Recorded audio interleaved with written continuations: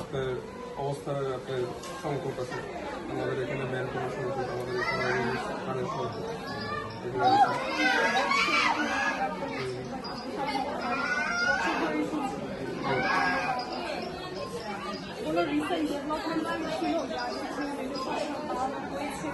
আগের থেকে মনিটরিং অনেকদিন বেড়েছে।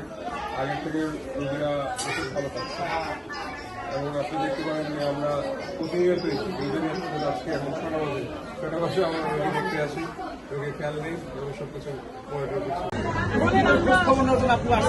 খোঁজ খবর নিতে আসছি যে এখানে কি কাজ করতে পারি। আমাদের ধানের জন্য দোয়া করবেন ইনশাআল্লাহ।